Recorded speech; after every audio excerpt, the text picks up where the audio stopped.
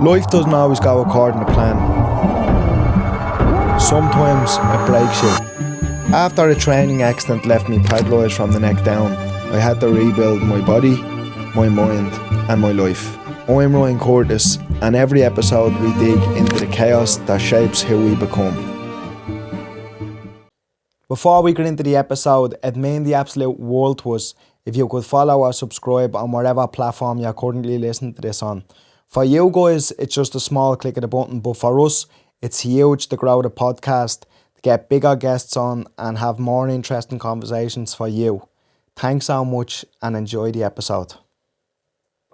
How's it going, everybody? Welcome to this episode of Made in Chaos with me, Ryan Curtis. Today I'm joined by Niall McMahon, owner of the very popular bar and restaurant Alfie's on South William Street in Dublin. Niall has spent years building one of the city's busiest venues, whilst also becoming a widely talked about figure online. But recently, his life took a very different turn after a serious injury that changed everything about how he works, lives and sees things. Niall, for anybody who doesn't know you, tell us who Niall McMahon is in your own words. Niall McMahon, restaurateur. Nice. Alfie's opened Alfie's in 2008. The day the recession began. Really? Yeah, it was the day that... No way. It wasn't the exact day the recession began, but things were starting to tumble badly at the time. Yeah, I took on. I was in two pubs before. I had a franchise with a friend of mine, Mark, and we had a great business there. And the plan was to get our own place after 5 years. So we've been working away and we've been chipping away and saving a bit of money, and we had good experience. My parents used to own Joelle's, so I come from a restaurant background. Joelle's over on Naas Road. The Naas Road. They built that, back in the day, They built that like they started? They built it from scratch, There was a little trucker cafe there and they knocked it down. They built it in 91, then they knocked it down again in 96 and built it in 97 to the one that's there now, And they had the land at the back where the hotel was built as well. So I come from a restaurant background, so from a child, you're taking all this information in and you're going for dinners and your mum and dad are talking about business all the time, and we're kids and we don't want to talk about the restaurant, but you're subconsciously taking all this in as you go along the whole time, So it was kind of like there for, like, you were hearing about business from when you were a kid? From as a child, yeah. Unreal, that. And like my parents were, like, my dad was a chef, my mother was but did the floor, So they were the perfect little team together, Yeah. Really good. And they were, your father was a chef and your mother was, what did you say? My mother worked on the floor. Right, okay. She adapted all the weight staff and she managed the floor and all that. So I got the best of both, really, the best education from both, because they were on top of the game, really. Where Joelle's was a machine back in the day. Yeah, it really was. Because I've eaten Joelle's a few times, actually. Everybody's eating Joelle's. Yeah. They've had the communion there, the confirmation there, the party there, and it's still going today. It's still flying. Yeah, amazing. Yeah. So you were in the pub game, which was that your first personal business? Yeah, that was my first kind of venture into business. Yeah, it was Louis Fitzgerald owned two pubs in town, and he asked me what I did food in one. I got going in one, and I had a business partner, Mark, and it went really, really well. We were flying along with the two places, and like I said, the goal was to get our own place, And what happened was we had taken kind of by name, we kind of done half a deal with a place. Actually, that's across the road from Alfie's, beside Zeba there, and we were going through the process of that. And the problem with the delay on that building was it was a listed building. We had to get this report and all that kind of stuff done. It was cost a fortune. And we were coming out one day, and I looked across the road where Alfie's is now, and I saw a guy who I knew, who used to run a gym up in Saggart, and he was standing there inside. Marcus Sweeney was his name. And I went over and I said, "What are you doing here?" And he goes, "I'm opening a restaurant." I said, "No way." So he actually brought me in and showed me around. And I said, "Well, when he opened up?" And he goes, "I'm open about 3 or 4 weeks." And I said, "I'll come up when you're open, So I come up anyway, and he wasn't there. So I was there with my dad and my dad's friend, who was an accountant. We had a meal, and my dad said, "Forget about across the road.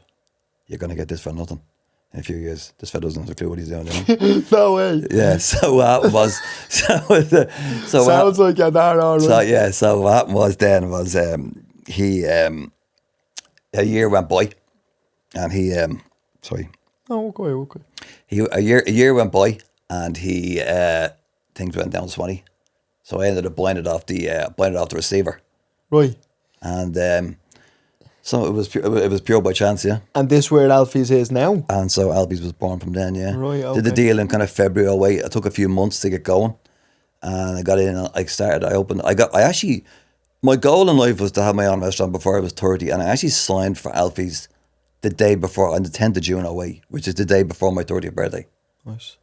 And dates, as we talk today, I find is a real weird thing for me. It's the way the universe kind of works, I think, sometimes, you know.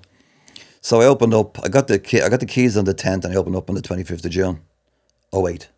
So Alfie's will turn 18 Unreal. on the 25th of June this year, yeah. And a very cutthroat industry, isn't it? Bit food like. Restaurants, tough business, yeah. Do you know what? It's always been tough, but I think it's funny, like coinciding with my injury. I think in the last 3 or 4 years, it's just gone. You can see what's happening in the UK. You can see what's happening here. We're just getting squeezed every way. Yeah, you know, kind of way. It's just there's very little to be made in it nowadays. You know, it's a tough business. Do you think that's down to the government and the taxes, or what? Personally, like it's a bit of everything. Right. Okay. I mean, we had obviously with COVID, we were closed for a long period of time, but we were kind of doing deliveries and we were doing stuff out on the street and all that kind of stuff, which was great. And we kept going. I got to keep people employed and all that. But I'd say COVID was a mad time in the. It was mental, in the yeah. industry, But you know what? It was at the start, the 3 months that we had off from March till June. Funnily enough, well, I had a fantastic landlord at the time. He was really good and didn't charge me the rent, and we all went on the COVID payment, obviously, you know, because we were closed. But when I look back at it, it was such a peaceful time in my life. Like I was 42, I think at the time, 43, and I'd been working all my life since I was 13 or 14 and working in Joelle's and just working the whole time, and I'd never had time off. And I remember thinking, like, it was really weird sitting at home and the phone not ringing, or somebody's after walking out, or you know, this is done, or things that the toys at the breaking, or this oven's at the breaking. There was nothing. Yeah, it was just peace. It was just peace and quiet, and I had little Alfie at the time. And I'm not joking yet. He was funny. Like, after about 2 weeks of being in the house, he was kind of looking at me going, "Are you not going to work anymore?" What's the story, you know? Yeah. But it was such a nice time. It was such a peaceful time, and you know, I was very lucky in that. Tough time, I'd say, though, like, you know, because it was kind of scary. It was kind of like, that's what I mean. It was the unknown. What's going to happen here now? You know, that kind of way. Are we going to be closed? Because I mean, 2 or 3 years before that, we had that big snow. I remember we were closed. The beast from the east. We were closed for like 3 days, and I remember thinking, 3 days closed. Oh, this is mental. This is mental. Next thing, we were 3 months closed. Yeah. We had good support from the government at the time, and it wasn't covering what we needed, but at the same time, we survived. Do you know, that kind of way? And it was about like from that time on, from 20, the 20s has been a survival mode for restaurants all the way. So many places have closed over the past couple of years. It's not only government intervention, like, you know, you have minimum wage going up, you have VAT fluctuating up and down. It's going to come back down in July again. But I know, but then it's like, it's a paradox, isn't it? Because obviously the minimum wage has to go up because the cost of living is going up. Yeah. Do you know what I'm saying? So obviously I understand as a business owner, but then for people to live, like, 100%. To live in Ireland now is insane. Like, I don't know how to do it. Yeah, I was only talking to somebody the other day about like, I think we're more expensive than London. And not that, like, you ever excuse the prices that you would pay in big cities like Paris, Milan, London, but not to be kind of disparaging to Dublin or Ireland, but Dublin is just not at the level of a London, Paris, or we Milan. haven't got population here, you see. You got to London, you got 8-10 million there. You got Paris, you got 10-20 million. We're 1.5. I know, but what I'm saying is we're paying the prices like that. Like, you can't even get the train to the airport. Yeah. Do you know what I mean? How long has that been built? It's mental, yeah. Do you know? So, just sorry getting off. Yeah, but I think, like, you know, you talk about price and all that kind of stuff, and, like, you know, like, when we came out of COVID, I remember Heineken coming to me and saying to me, like, you know, price consciousness is at its lowest point now, which means people were just so sick of being cooped up, sitting at home, that they were going out and they were spending, do you know? Yeah. But it's funny, they were meant to be there a while ago again. We were sitting down again with them and they're saying, well, it's at its highest now. People are very conscious of what they pay. And luckily, we're not, like, I'm not a corporate-based business. I'm not relying on these big tech companies coming in, booking parties for 400 or 500 people. You can come in Alfie's and you can have a lunch for 11 quid. Yeah. You can have a cocktail for 6 quid.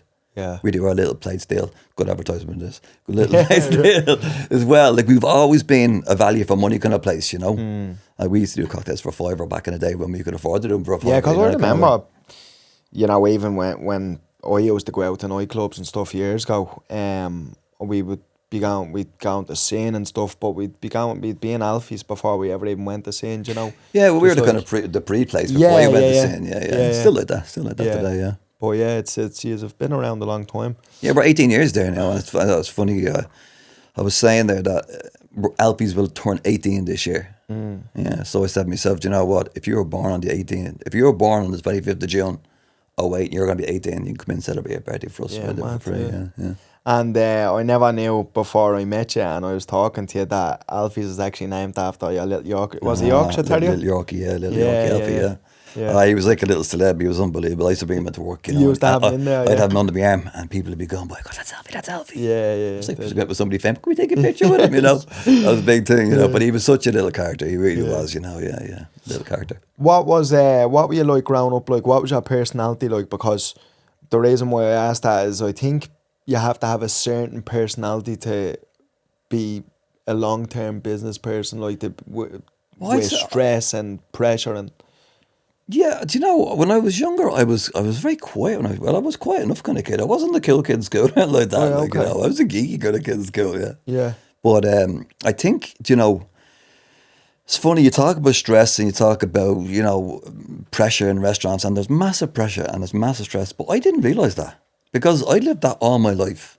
Right, okay. Through my family and watching my parents and I'd be in there, and although I wasn't the owner, Joelle's like, you'd be living the life of, you know, going through what my parents were going through. If they were having trouble with managers, if they were having trouble with staff, if they were building a new restaurant, if they were doing something different, you were involved in it. Yeah, you were subconsciously you were involved in it all the time. So it was just normal for you. It was just normal. And I was only sitting down with one of my managers the other day, Johnny, and I was saying to him, and I was saying to him about the restaurant business. I said, I never realised how stressful a business this was until I actually.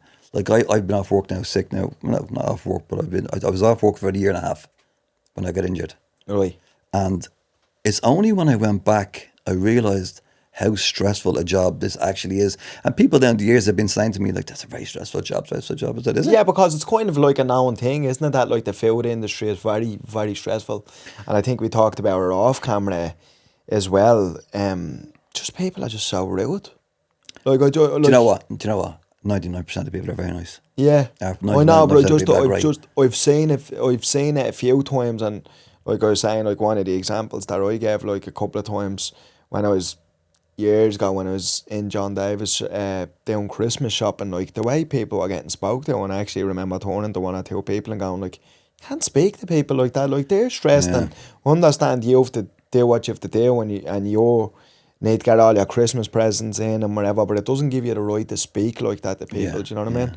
Like, and this doesn't cost anything to be nice. Yeah, that's my kind. I just live my life by treat people how you want to be treated. Exactly. Do you know, like, would you speak to your mother like that? Would you speak to your father like that? Yeah. You know, don't. And people are coming in to do a day's work. I mean, we're sitting here now talking. You're not going to be screaming and drawing at a cameraman there. You're not going to be screaming and drawing at anybody. Exactly. You know, treat people with respect as much as you possibly can. Yeah.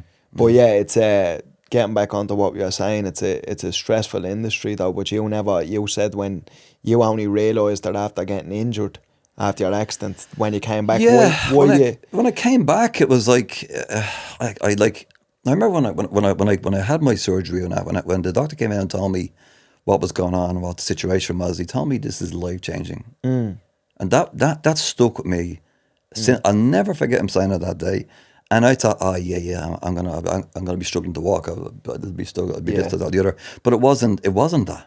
It was everything changed. Yeah. My mindset, my whole outlook on life, and how I treat business and how I treat people and how I treat myself as well. Like, and you know, completely changed because of the journey I went on and the people I met along the way and everything that happened. It was completely life changing, and for business as well. Listen, I was mental when I was younger. Do you know? Did you always see yourself going into business, or did that just? No, I always knew I'd have it. Yeah. Oh, really? Just because you were around it from like so. Give us an example, right? So your man that owns Joelle's. It was Joelle's? That's how I say it. What would have been a typical day? Like, what age were you, and then what was a typical day in there? Well, they would have been, like, they started off a bit like me. They had franchises before this. Oh, really? Yeah, right, they had a couple of franchises in the West County and Laurels and a few other places. They gathered the money same way I did, you know. I had a franchise as well, you know. And then they took on Joelle's. And like, when your parents own a restaurant, you don't have Christmas. You don't have Easter. Right. You don't have bank holidays. You don't have anything like that. They're working the whole time. That's it. It's just something that I never even would have thought about, to be honest. It's like, no, you don't. It's like, you know, when Christmas week and everybody's off and you go meet your aunties and uncles and all that kind of stuff. Yeah. Never for you. No, never for us when we were younger. What? We had Christmas Day, and then Stephen's Day to be back open again. We place we packed again, and they were working, and that was it. And that was just the norm for us. We didn't think that was any way different or anything like that. It was just the norm for us. Even with your mates or whatever in school, or you would hear people talk about like they done this. You would, yeah, but like, you know, I think when you're young, you're not as impressionable. You don't take as much in like that. You know, I don't think, you know, and like we would have went to work with them as well. Yeah, that's like I would have been 10 walk around with a tray there. So that's what I'm asking. So what would have been a typical day of you being in there, say, for instance? Well, when I started off, I think I was about maybe 10 or 11 or 12 when I first went in. And you would just go in after school? I'd be carrying the trays, the drinks down the tables and all that kind of stuff. You'd be getting $5 a week, you know.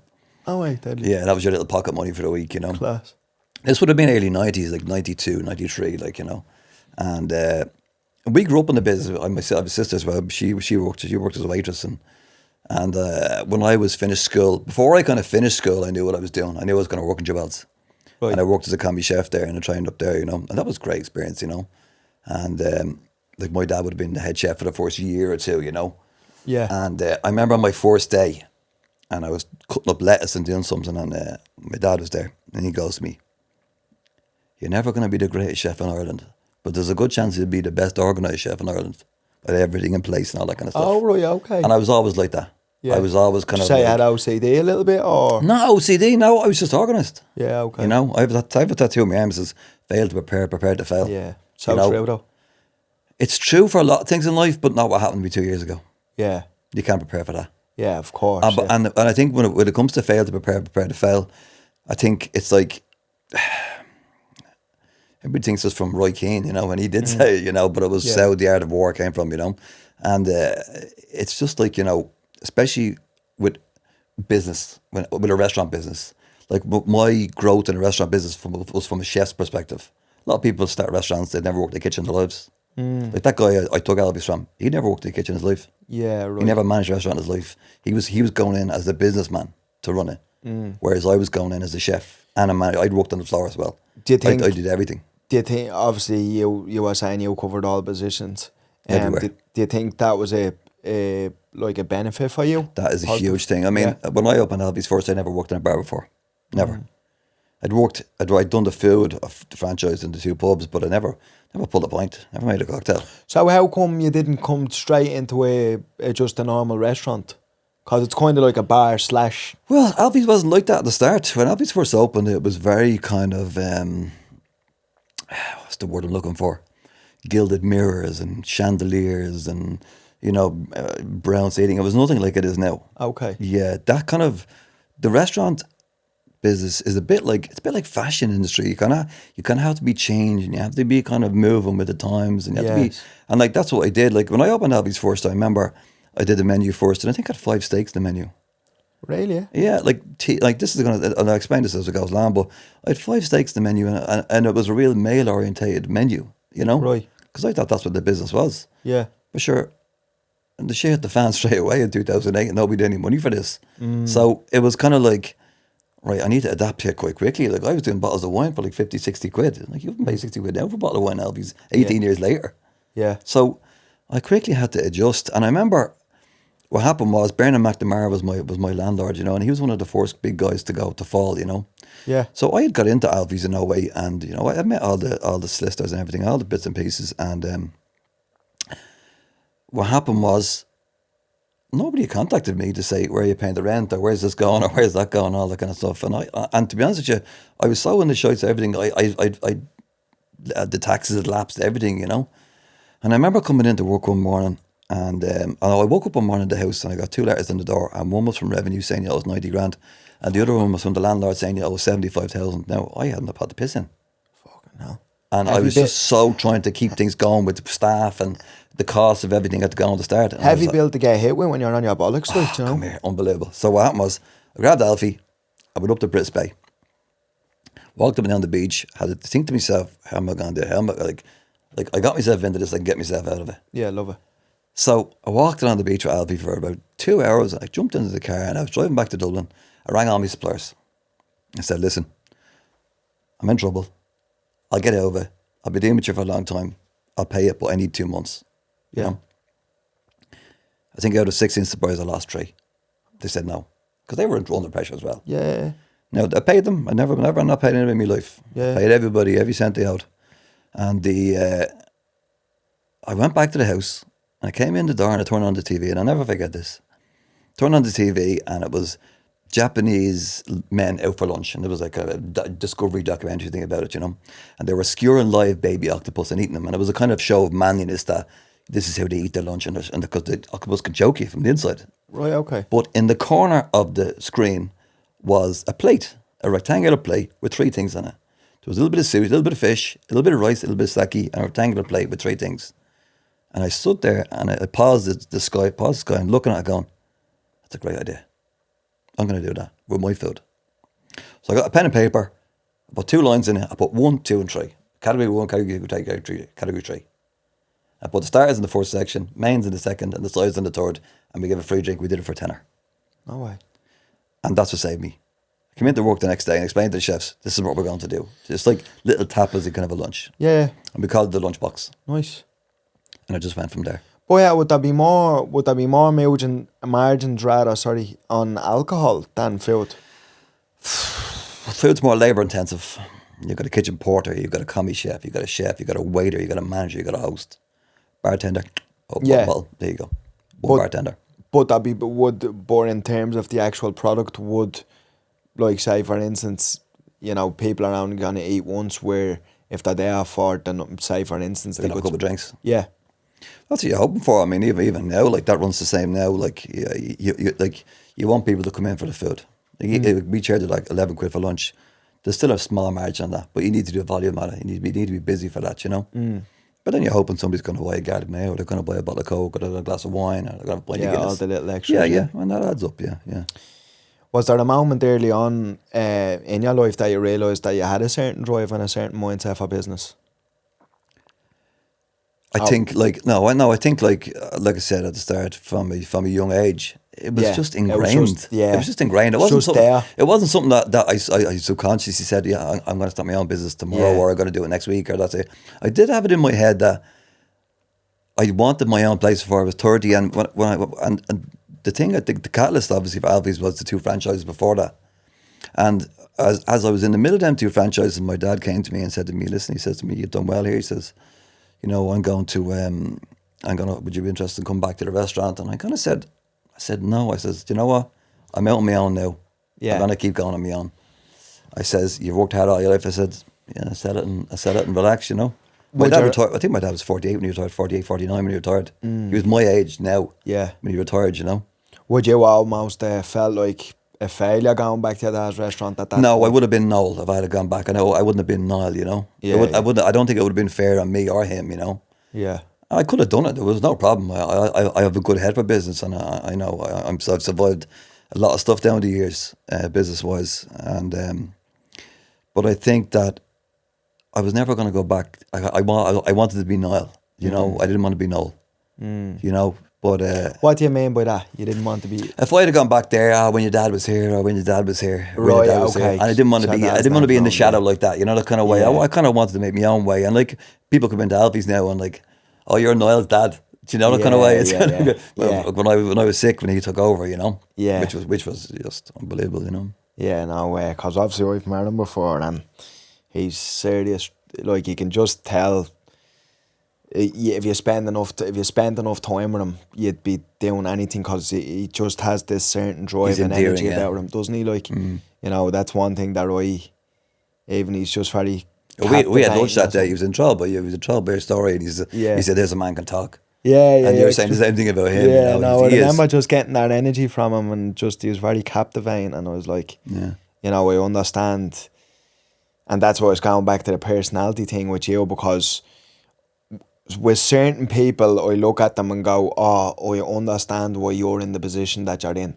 Do you know? Like, as in, like, with success and things like that, you know. Well, I'd be a product of both of them, my parents, but my mother and my father, you know, that kind of way. Like my dad would have been like a proper 80s, 90s chef. He would have been a lunatic. Like, you know, my mother was the calming influence and everything, you know, the kind of way.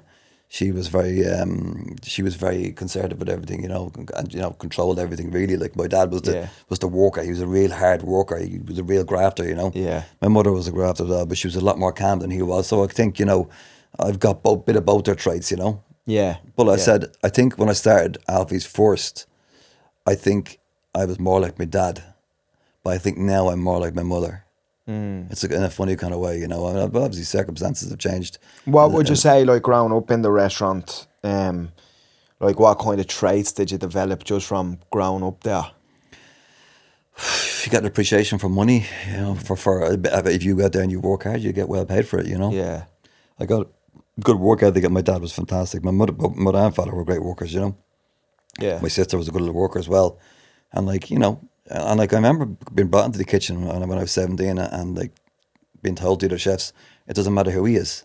You treat him the same way as everybody else, and he needs a kick in the hole, you give him a kick in the hole. And it was, and there was no like, it was probably, I probably got a bit tougher in the restaurant in Joelle's than everybody else because I was the owner's son. Yeah, I can imagine. Do you know what I mean? Like it was tough, you know, that kind of way. Like, you know, don't be bullied me or beat me up or anything like that. Of course. But like, you know, you had to show up. You could be ringing in sick. There was none of this messing. You were on the ball in your section, and that was it. And that's what I got, you know. Yeah, yeah, I definitely love that. Like, I know everybody doesn't have that attitude, but I'm a fan of that attitude. To just show up and go for it. Like, oh yeah, I'm real like that. I know. Well, like I've had a lot of people work with me down the years, and you know, I can name on one hand the amount of people that got their own businesses who worked for me, and I think that's the mark of what kind of business person you are. Yeah. Like my dad had loads of people who had bought their own places after working for him. I've got 5 or 6 fellas now who are, and a couple of lads have worked for me, have opened their own restaurants. They've opened 5 or 6 different places, you know. Yeah. Between them. Yeah, but I think like with business and stuff, and I know this from speaking to people, it's one of them things that everybody wants it till they get it. And then you realise, this is not all what it's cut out to be. Like, come here, I tell you, I opened Alfie's and on 25th of June, and I spent every penny I had to get it up and going, you know. And I'll never forget it was a Friday night, and town was busy enough on this night. And I remember I sitting up in the window upstairs, and I was looking at the window, and I rang me out for that, and I was crying on the phone. I was going, what am I after doing here? What am I after doing? And he started laughing on the phone. He started laughing. He goes to me, enjoy this. He says, you're going to be bored in a few years. Yeah, right, nice. And I says, what do you mean by that? And he goes, well, you got the etiquette. You know what you're doing. You have a good place. You have good value. It's a nice place. It's clean. Food's good. Service is good. Price is right. You can't fail. Yeah. You know? Yeah, foolproof almost. Yeah. Exactly, yeah. Yeah, but I nearly did. Yeah. But it was tough at the start. I mean, it really was. It was like I arrived up there thinking I knew everything, and I knew fuck all. Really, like, you know, it was extremely tough at the beginning to get everything, and like I told you there, like with the rent and all that kind of stuff, to get everything back in line again.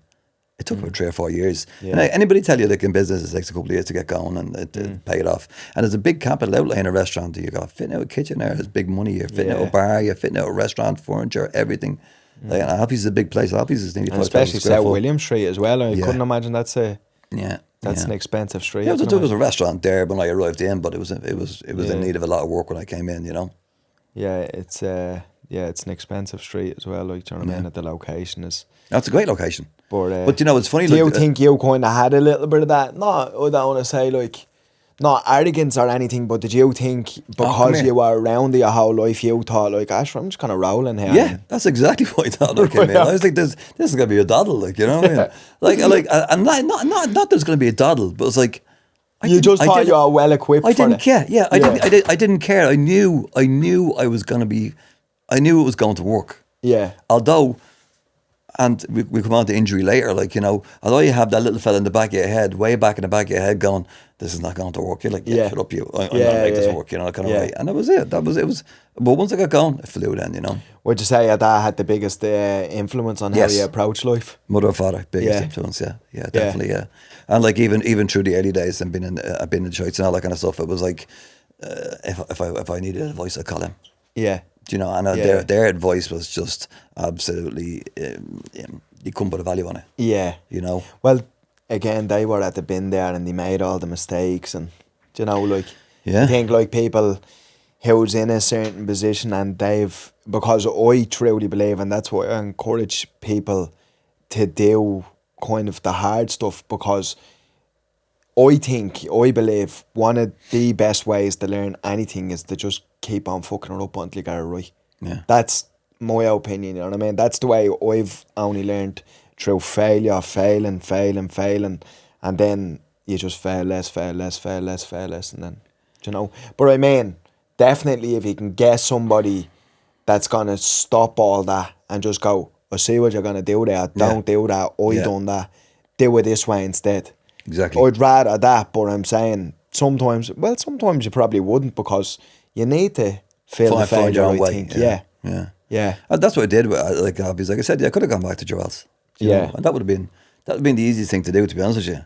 Like, that was a massive restaurant that was doing massive money. It was worth a fortune, and my dad was going to retire, and I could have just taken over, and my sister could have been involved in it as well. But I just, you know what, I was in town at that stage, and I was just kind of used to working in town. I liked working in town, and like I said to you, I kind of, you know, found my own way with Alfie's, you know. And it's funny, like, I was going to call it Heat at the start. I wasn't going to call it Alfie's. Nice. There's a Heat's the name of the company we have, but and I had Alfie. Alfie was only 6 months old when I opened the place, you know, and I had the menus all done. Heat, it was at the top of everything, you know. And I was sitting up one night, I'm sitting on the laptop there, and I was doing the menu and doing bits and pieces. And he came over to me, he was only a pup at the time, and he just put his paws up, and I swear to God, he winked at me. And I went, Alfie's. Nice. That's what I came up with. And I said, that's it. Yeah. But, yeah. What's, like, one of the things that's, like, a misconception about running a business like Alfie's, that's, like, busy all the time? And that's the misconception. That it's busy all the time? Yeah. Right, okay. You can come into Alfie's there on Saturday night and say, geez, this fella's making a fortune. Yeah. Come in on a Monday night. Yeah. Or come in on some crappy night when it's pissing rain outside and it's snowing or something like that, and there's nobody in the place, and you're trying to heat it, and you're trying to staff it, and you're trying to keep it all going. Like, Alfie's is busy. It's busy all the time. But there's quiet nights, like any restaurant, there's quiet nights. Yeah. And that's the problem, you know. A couple of bad weeks, like we had them protests on the town there a while ago, and it was detrimental to our business, you know. Yeah. People weren't coming to town, think they couldn't get in. And like, but you're still paying all the wages, you're still paying all the salaries, you're still paying all the suppliers, you're still paying the heat and electricity and everything, and it costs a fortune to run a restaurant now. Yeah. It really does. It's expensive, you know. Yeah. I think that's the misconception, is that that's easy to do that because it's in a good part of town or that. Listen, I've had my ups and downs over 18 years. Of course. Which we've survived recessions, pandemics, inflation after the war. We've gone through a fuel crisis now with the war. They're going to have a go with electricity and gas and all that kind of stuff as well. Costs of everything going through the roof, you know. It's been tough, you know. What mindset would you say you need to succeed in an industry like that? You need the same mindset as me and you have coming back from an injury. Right, you need to have raw and utter determination that you're going to get through this. Okay. You have to have belief in yourself. You have to have belief in the people around you who can help you, and realise that you can't do this by yourself. Yeah. You can't completely do this by yourself. Yeah. Was that something that was difficult for you when you first opened, to kind of go, okay, maybe I should be delegating this to somebody else? Was it hard to let go of the reins when you were forced in there? I didn't let go. Yeah. I was there all the time. Yeah. Like, I went to Derby's every day and well, every day, most days. And, you know, I've only actually learned, I know how to delegate. And I didn't, because that's a skill in itself. But knowing how to do it and doing it is two completely different things. Like, I'm only able to delegate now. I'm only able to delegate now properly because I physically can't do it. Yes, okay. You know what I mean? Yeah. When we came back from COVID, there had a couple of young managers. They were great lads, O'Sheen, and a few great lads there, you know. But they didn't know how to delegate properly. So this is a funny story. So I remember I went up to Miss Fantasia and I bought a pair of 40 handcuffs, right? And I hung them on a wine bottle. And I said, right, I says, this is how delegation works. I says, if I was to handcuff you and you couldn't go to the table, lift the plate, what would you do? You'd have to ask somebody to do it. So we did that. I just left the handcuffs hanging there, just as a thing to say, if you couldn't do it, what would you do? Yeah. You'd have to tell somebody to do it. Yeah. You'd have to manage somebody, and that's what proper managers do. They're good delegators. Do you know kind of way? And to be honest with you, by circumstance, I'm a good manager. Yeah. Because I have to delegate everything now. But do you think that's only since the accident, you think? Yep. So you would say, like, you got, like, way better at being a manager? I think I've become a better business person. Okay. By the whole thing, yeah. I think so. In what yeah. way? By delegating a bit more. Okay, just having to let go, no Yeah, choice. yeah, exactly. I didn't have a choice. I had to. I got to come back. Like, it was very difficult to come back to work at the beginning. Like, because I was in a wheelchair for the first year and a half, and when I was in the hospital, I went in November 23. I left the hospital in May 24. I was gone for 6-7 months, and I didn't call the restaurant. I didn't ring. I didn't do anything. I had my dad there, which was an absolute godsend. And but I didn't go in at all, or ring even, or to get involved in anything, because I was like, my job now is to get better, and it's only in the last year I've properly come back into it.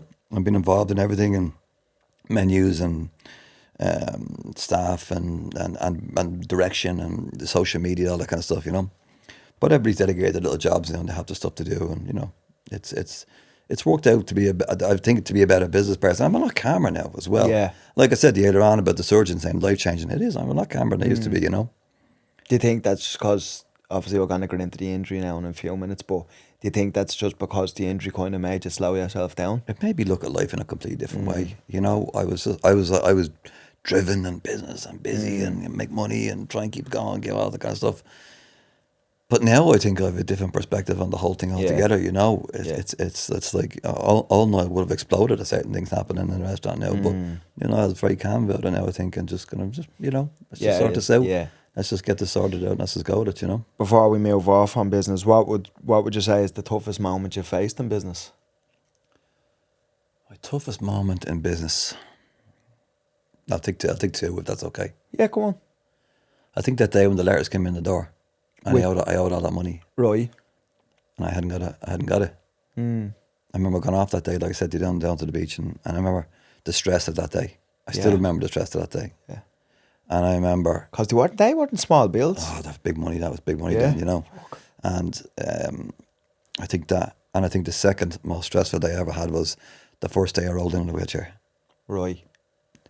I was down getting my hair cut on a Collins Street, and my parents had been trying to get me to go back in, and I don't want to go in a wheelchair. I didn't want to go in.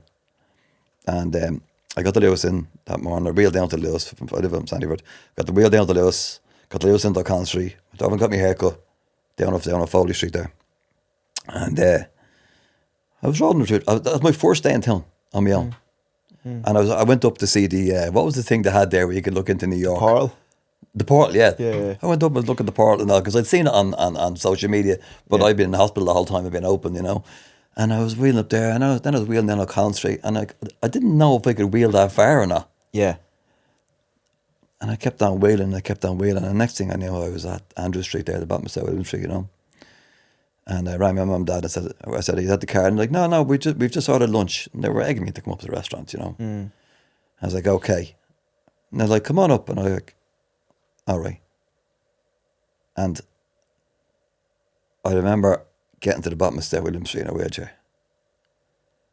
I remember looking up the street and just being a bit terrified. What am I getting myself into here now? What was the thoughts like? You were just afraid of people looking, or what would they think, or what was the mindset behind it? It was me. I was afraid. Yeah. I was afraid to go in. Afraid of what though?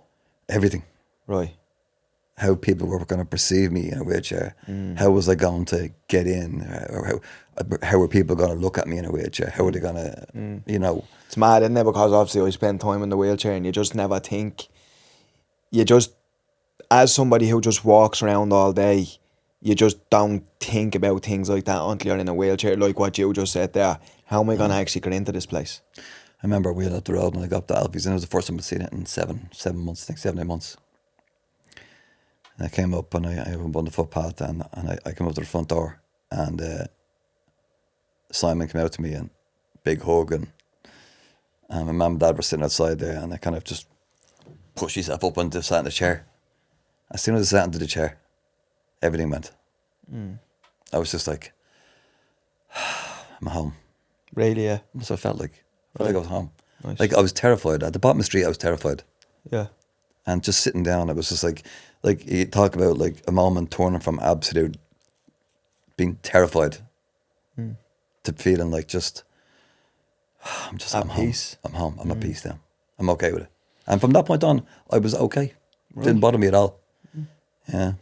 Take us back to the day everything changed for you. November 23. November 14th.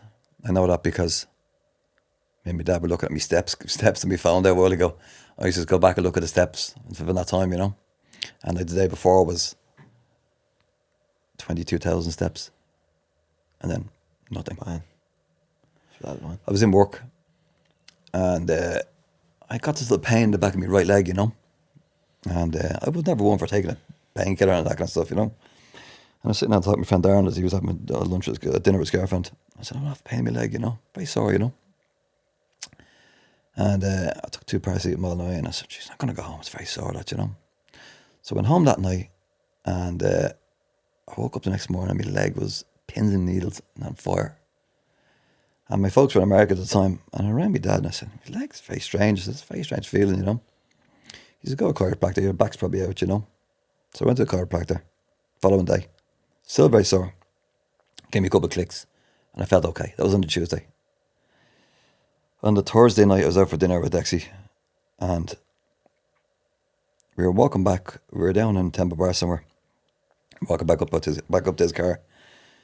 And I remember stopping. And do you know outside Sin there and that laneway? Yeah. I had to stop and like take the pressure off my feet because they were sore, pins and needles and sore, you know. I said, "What the hell is that?" You know, it's weird, you know. Went home that night and woke up the next morning. I was in agony. I was in bits, you know.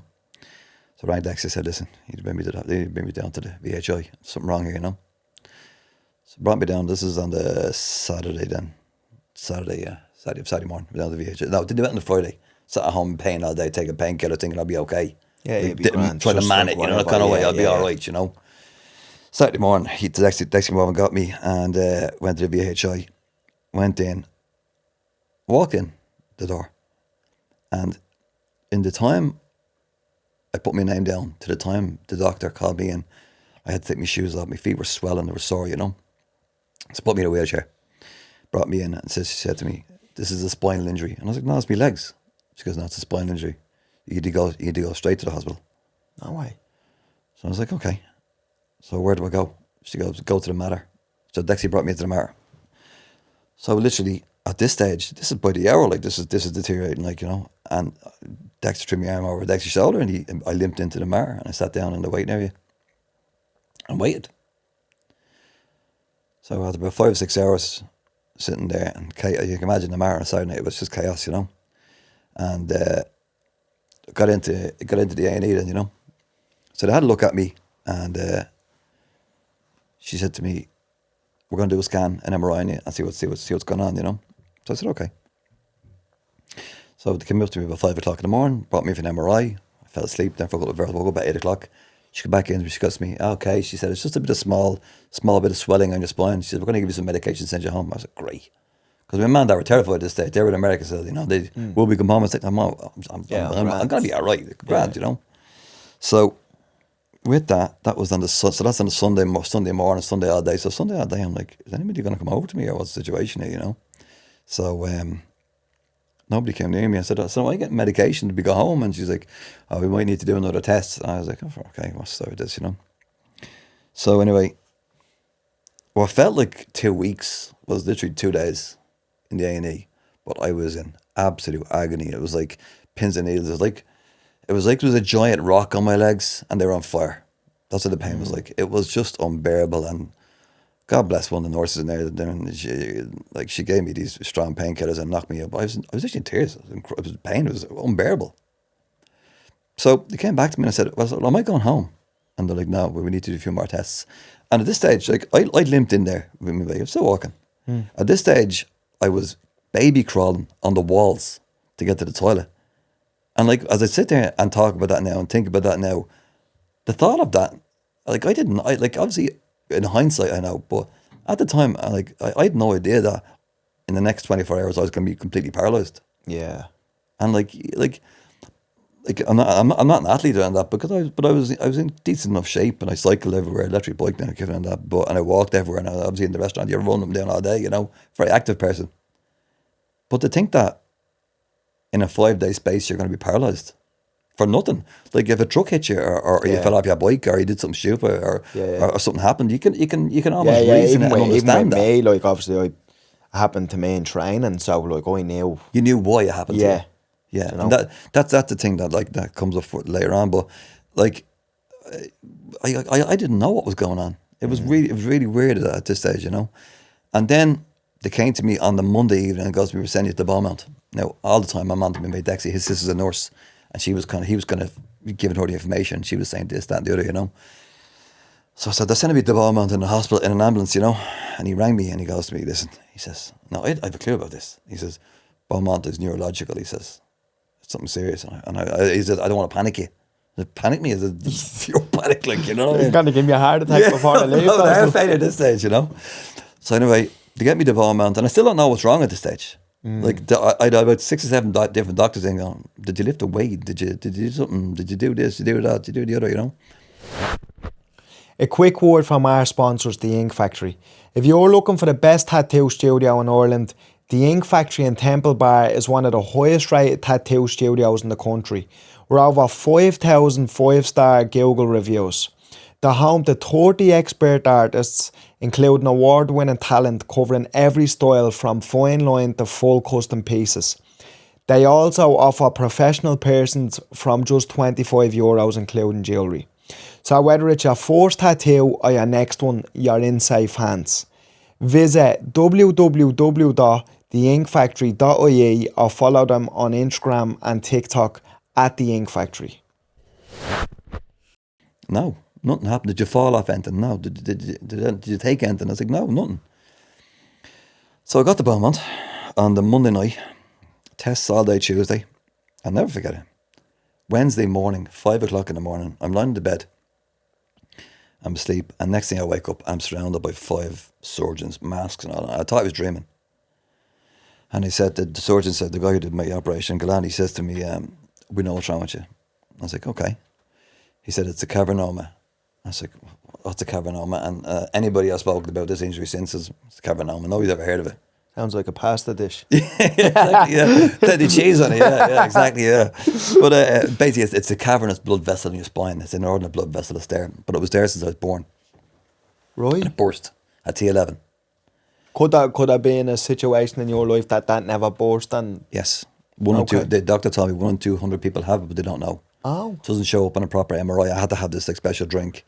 Had to stay in the system for 12 hours and they scan you again with this thing, and they found it. So they found 1 on T11, 1 in the middle of my spine, and 5 in the base of my brain, which are still there. Right. But they can't touch them. Yeah, obviously, yeah. Now, the doctor says the chances of 2 of them gone is Powerball stuff, you know, the billions, you know. So Yeah. fingers Praise crossed God, I don't yeah, win the Powerball, you know. Yeah. So I said, so he says to me, "We'll be back in the morning, we speak to you, you know." So he came back to me in the morning, he says to me that, he said, "Listen, this is the situation. We can operate on it, take it out, but there is a risk. Or you can leave it." I said, "Well, explain to me." Well, he says, "The risk with doing the operation is that you never walk again. Your legs never move again." I said, "What's the chances?" He says, 80-20. I said, 80 good or 80 bad? He said, 80 good, 20 bad. Right. I said, "What if I don't do it?" He said, "No matter what, you got to go through the rehab, you got to learn to walk again. But there's a 20% chance it'll come back."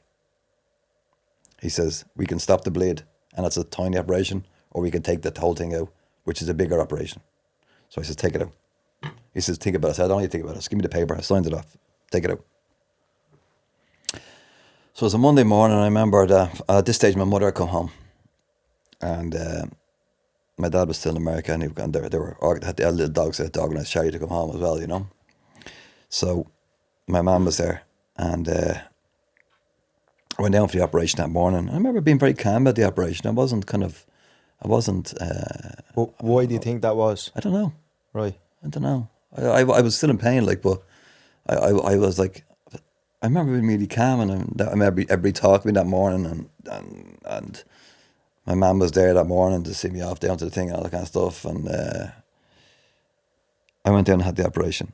And you know what I remember about during the operation? I remember looking at myself. You know, you walk into Alfie's, the 3 steps there. Yeah. I could see myself standing in there, and everything was pink. That's all I remember from the operation. I don't know what that is. I don't know why I remember that, or what, but I never forget that. It's been embedded in my brain, you know. So I come out of the operation anyway, and on the Monday night, Tuesday morning, the surgeon came in. He said, "Niall, everything was a great success. You know, we stopped the bleed. Everything was great." And I was like, "Brilliant, that's great." You know, everybody's delighted, Mam's happy and all. You know, so it was great. So that was it. So I'm sitting there recovering for a couple of days anyway, and I couldn't feel a thing from the waist down. Obviously, I had no bowel or bladder control, so I was on a pad, and then came this series of blows, I call it, you know. So the first thing happened to me was I had a come out of the operation on the Tuesday. On the Friday, I wanted to consult from the NIH come out to visit me. I was in Beaumont at the time, and I was in a 6-man ward. And he come over to me, and he pulled the magic curtain. You know the magic curtain? Yeah. And he says to me, he says to me, I'm from the NIH, I'm the consultant, you know. And I went, you know, give us the 2 barrels, you know, when you had me walking, you know. Yeah. He said exactly like that.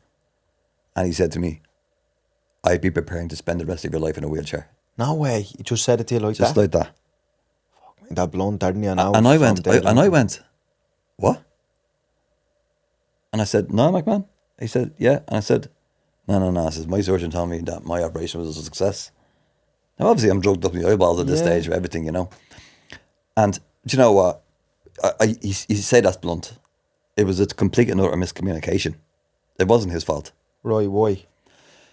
Because my interpretation of what the surgeon had said to me was a great successful operation. Oh, you'll be up walking. And I was thinking to myself, well, this will be a couple of weeks, I'd be grand, you know.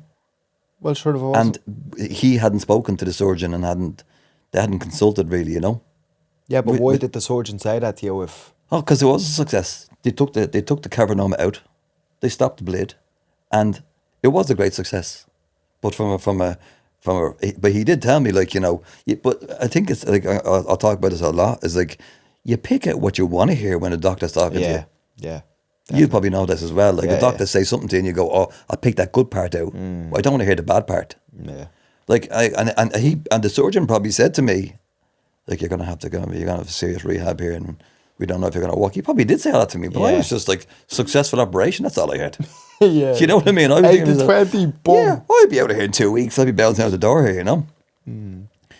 So I'll never forget it. Like, I was in a 6-room ward, and have you ever been in a 6-room ward in hospital? Yeah. No, I was always in it because... It was like you're in a tribe. Yeah. And these people become so close to you. Yeah. And I remember there was a guy there, Colin was now, and we're still very good friends now. And he was me and him were good buddy, we were Liverpool buddies. We were talking the whole time, you know. And your man finished, right? I was sitting on the bed beside the window, right, looking out the window, right, fucking blue November sky, looking at the window, and I was in bits. It was like if somebody comes up and tells you now, Ryan, yeah, you're going to be in that chair the rest of your life. What? You're never going to get out of it. Like, you can say that to somebody, but they will never understand No, 100%. the effect that has on the mind and the effect that has on you, on your outlook. Like that, your life is completely changed. It's not over. It's completely changed, and not for the better. Yeah, 100%. Yeah, I agree. Colin came over to me, and he stood up against the radiator, and he goes to me, that was a bit harsh. He says to me, you know. And he says to me that, don't be worrying about that. You're going to be fine. You know? And it's funny, like, when the other fella in the bed beside him was a guy called Dara. He was a very nice fella as well. And when Dara was leaving, he left a couple of days before I did. He came over to me, beside the bed, and he goes to me, "See him over there?" He says, "You stick with him as a friend." He said, when that doctor came in and told you that, we all heard it. He says, I couldn't stop crying. I had to pull the curtain. I couldn't come over. I couldn't get it together. He said, I can only imagine what you went through that day and what you've been going through since. But he said he had the balls to get over it and talk to you. He said we were all in shock. Yeah. Like we were all they were all in for little operations as well. Not little operations, but they were all in for operations as well. But I'll never forget he said that to me, you know. And like me and him are still very good friends. But that was the first kind of blow, you know. And then I think the day after they moved me to the Mater, and I had the second punch in the face. So it's like, you know, you're a fighter. It's like being on the canvas and somebody, you're your knuckles, and you're on all fours, and you've already been hit. Yeah. And somebody hits you while you're on the ground. Kicking That was the next blow. So another consultant came from the NIH to visit me, and she did what's called an Asia test. Asia A to E. Yeah. A is the worst injury, E is the best injury. Yeah, I remember doing as that. you're the 50. You did that as well, all the little brush and all that. Yeah. So she's doing the test anyway, and I'm trying my best to feel stuff or do something or move something. You know, I couldn't move a muscle. I was, you know, gone from the waist down. You know. She did the whole test anyway, and I was on my own in the room, and she says to me, "Okay, I finished." And I says, "How did I score?" She said, "Not good." I says, well, how does it work? So she explained to me, age A is a worse injury, complete. E is the best, you're going to walk out the door. And of course, 0 to 50 is the muscle score in the different muscles. She said, you scored A4. I said, what do I need to walk? She said, minimum 30. And I said, what kind of a chance do you give me of walking again?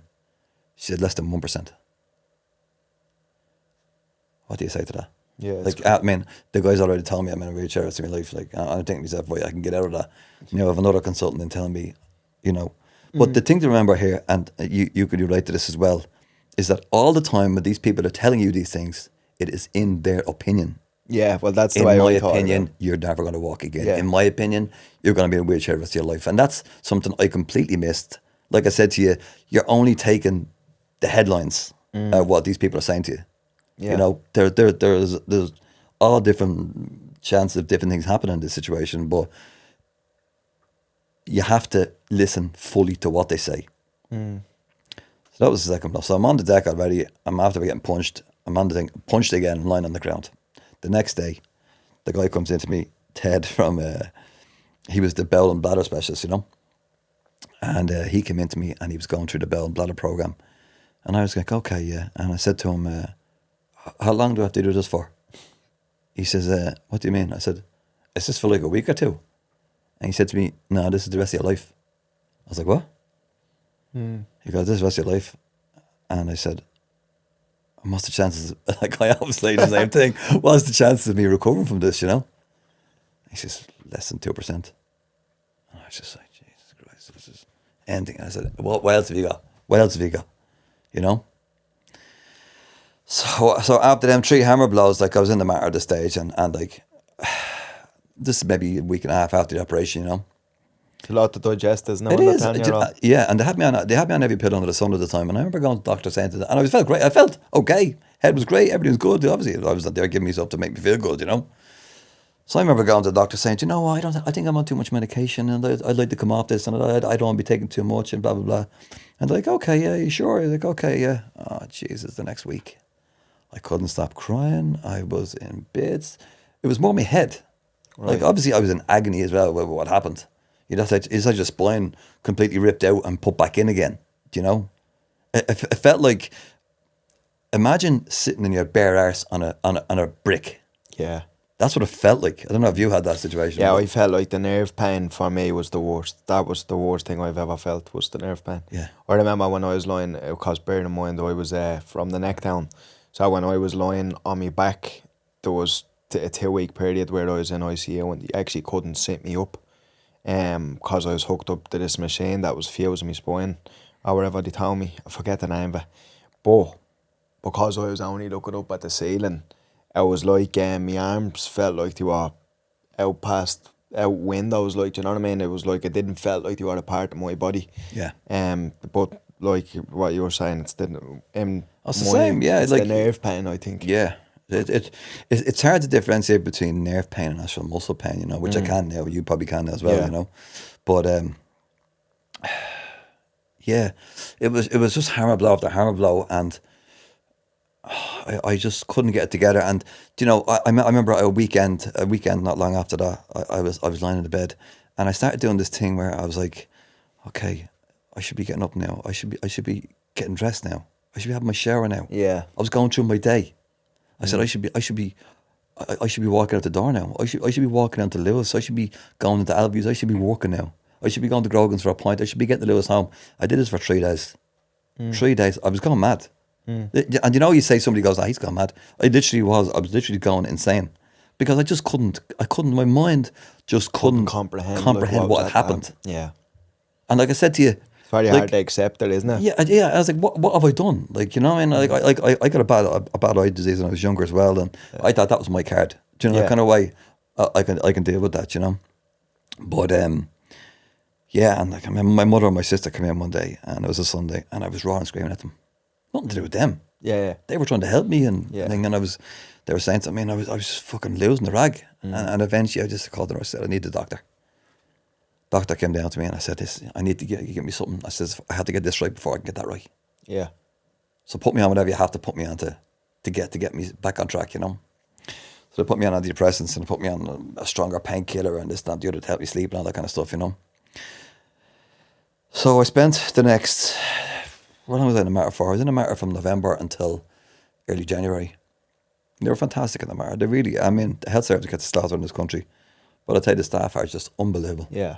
They really are just unbelievable. It's the system that's broke. The staff are amazing. The work them nurses do, you couldn't pay enough. Yeah, 100%. And the stuff that they deal with every day, and even this is gonna sound mad. I really enjoyed my time in the hospital. I met such amazing people. I did too, to be fair. And you meet people from every genre. Like when you're in a 6-room ward, there could be some homeless fella there, a fella there who runs Aviva. You could have a fella there from the country, you have a fella from Ukraine, which was my room. That was my actual room, and a fella with dementia. That's what it was in the room. But every time any of them left, I was in bits. Yeah. You're like a little tribe. You're at night time when they turn out the lights, we're all talking away, and there was an old show, the 70s show years ago, and there was about lads in hospital, and it was exactly like that. You have a camaraderie, and you know the lads are going to the operation. Be like, come on, you'd be grand, and we're better, and there was a real togetherness with it, you know. But I remember right before I left the Mater, the 2 or 3 weeks before I was there was a guy called Pat was in bed beside me. And Pat was in, he had a biopsy on her brain. He was waiting for a back, you know. But I think that God put me in that room beside him for a reason. I was in the bed, I was in the wheelchair at the time. And I had very little feeling. I was very raw after the operation still. And he was on a walker, like I am on now. But he was on a walker because he got neuropathy about 20 years before that. And neuropathy is a complete breakdown of your nervous system in your body. And he'd overdosed on some kind of and he was trying to stop drinking. He took his medication, he overdosed, and he got neuropathy. And I remember when I came in, the court was between us. He goes, "All right," and I was like, "Oh, jeez, what's the story with this fella? I hope he's going to be all right." You know, I was in a two room. I was like, "I hope he's going to be all right," you know. He was there for 2 weeks with me right before I left, and he was in for biopsy. And he's waiting for results. And I said, "You're going to be grand." And he kept saying to me, "No," he says, "I can see it in you. You're going to be up walking again." And me and him bonded. And we were like, unbelievable. And then the day when my sister was there with me at the side of the bed and we were talking, and the doctor came into Pat and pulled the magic curtain, obviously, you know, they could hear everything, you know. And good news, Pat, it's benign.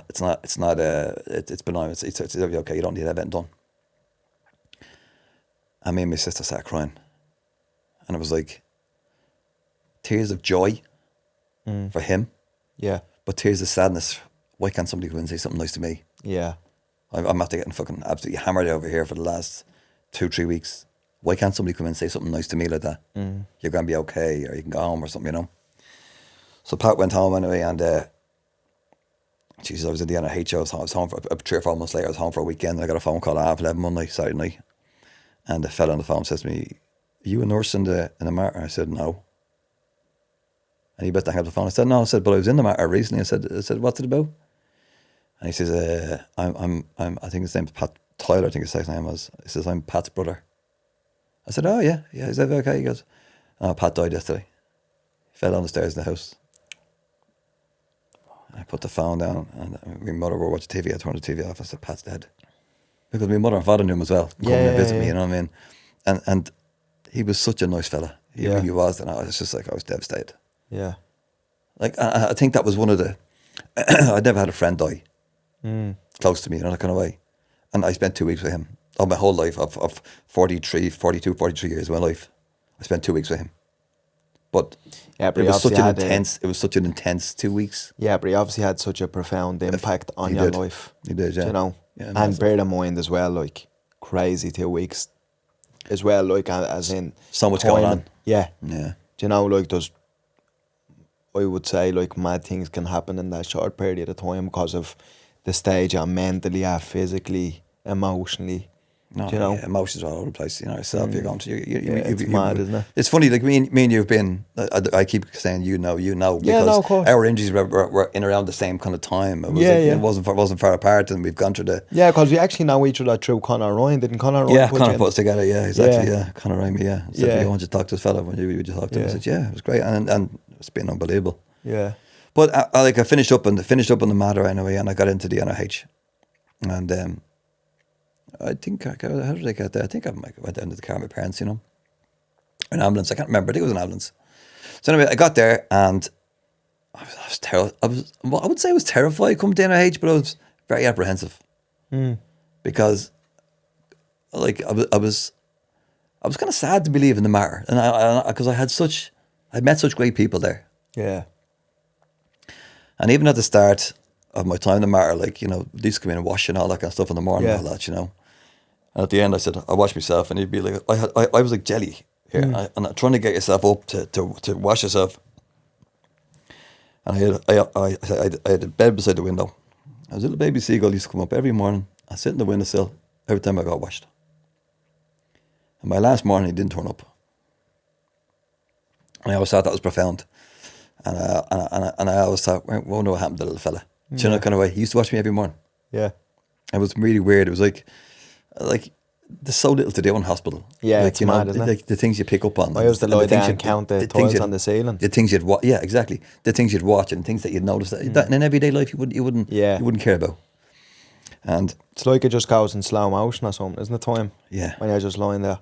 Yeah. Even somebody said to me the other day about you're 2.5 years into this. I said it feels like 22 years. So anyway, I got to the NIH and got into my room and all that kind of stuff, and it was a Sunday afternoon, and this was a huge moment. This was the first moment I always referred to as I didn't know I could do that moment. Right, okay. So we get into the hospital and they stepped me in the room and all that kind of stuff, and they signed up all the forms and all that, and my parents would kind of help me settle in and put me clothes and all that kind of stuff away, and I'm lying in the bed, and the doctor came in to me. And he's just kind of doing a little routine check, and he's like, how you feeling? Blood pressure, all that kind of stuff. And he goes, can you move your legs? I said, no. He says, have you tried? I says, no. He goes, you want to try? So I was like that, and I just went, lifted my knee, my right knee. And he goes, well, no, you're not paralysed. Not completely paralysed, he says to me. You're not completely paralysed. This doctor was very funny. I had a couple of stories with him. So I could move it up, I'd say about 2 inches, but I couldn't push it back down again. Right. That was a huge moment because being told you're going to be in a wheelchair for the rest of your life. I said, well, if I'm going to be in a wheelchair, I'm going to be in a fucking Bentley wheelchair. I don't want the fucking best one. So we had booked to go down to Mobility Ireland at Kilkenny, and they had this pivot wheelchair. Like a 4-wheel drive, you could drive the Cork in this show. You know what I mean? It was electric, but you just pivot, and it goes the direction you want, and it goes on grass and everything. It was brilliant, And but it was like 25 grand or something like that, But I was like, well, you know what? If I'm getting one, I'm getting the best one, Yeah. And after I moved in, I said, you know what? I'm not going down. Fuck that wheelchair. No, fuck that wheelchair. I'm going to walk. I'll be all right, So but it's like that little bit of glimmer of hope, isn't it? Because that's what happened to me when I flicked my toes. That was my. That was your first movement, was the toes, yeah. And that was like, well, to be honest, I don't know if it was. I always talk about me being delusional and having this delusional self-confidence, but like I was adamant before I moved to Anton that I was gonna do what I was gonna do. Do you know what I mean? But obviously, me saying that, I'm still human as well. Because that, like I said, that little fella back ahead. Yeah, that little voice going, but what if? Yeah. Do you know what I mean? because their eyes are like, sometimes when people hear me speak, they think I'm a robot, like where I just had this insane belief and whatever. And I did, but I'm also human, and that little fella in the back of your head where it's like, but you're saying this, but what if always, you know what I mean? And then I think when I wiggled my toes, then that what if was just, he was just gone. It's a great little moment, isn't it? Yeah. It's just like it brings a smile on my face to think about that moment for me. Obviously your toe, it was my knee. It was really like that, Because obviously, people don't understand, there's two types of spinal cord injury. There's complete and incomplete. But it's not that always say that if you're complete, that there's no chance of you walking again, because there's cases where people do walk, I believe anyway. Come here, look at the two of us. Yeah, but obviously we're incomplete, you know what I mean? Yeah. So like complete's a little bit of a different ball game. Obviously if your spinal cord is severed, then there's no hope. Yeah, That's it. yeah. But obviously if it's complete, your chances are even slimmer again. Yeah. But I think you still can do it. But that's kind of when I wiggled my toes, was like that's when they came and goes like, oh, look, you're obviously incomplete. Because they couldn't tell me whether I was complete or incomplete before that. Same as me, yeah. Yeah. Yeah. Yeah, so you had that moment and you couldn't. At that moment, yeah, it was unbelievable, yeah. And like, so I got the NIH and I was going to be there. So what they do is they give you a couple of weeks to kind of settle in, and then they kind of sit down and they sit you down at the goals thing, you know. So they say, what's your goal? And my goal was to walk out the door. Yeah. You know, I was thinking back then was madness in that short space of time that I was going to do that, you know. Yeah. But like you, I was driven as well, and what they have on the wall in the NIH, they have a little timetable there of, you know, you've got swimming, aqua this day, you've got PT this day, and like, and every other time, like they didn't really want you down to be doing other stuff. They wanted you to rest up, you know. Yeah, because rest is such a big part of it. But sure, I'm not. Yeah, I was fighting with them over that. Yeah, I was out with them all the time, and like I wanted to get on the gym, and I was down trying to get extra gym, and they wouldn't let me in the gym. I get down to the hall, and you literally be lying on a plinth, just trying to move your leg up and down. It was that you were looking for tiny little gains. Yeah, any little gains, you know. And I remember, like when I did that thing with my knee, a couple of weeks later, my left knee was able to move a little bit as well, and I could bring both of them up a little bit, but I couldn't push them back down, you know. And yeah, I was smashing it over every day, and like for the first 3 weeks, I was like, well, when is this going to get going? Like I thought this was going to be intense, like pushing me hard, like, you know. I'm not here for the holiday camp. I'm not here to make buns or cups of tea. You know what I mean? Just get me down into the training. I want to be doing the hard stuff, you know.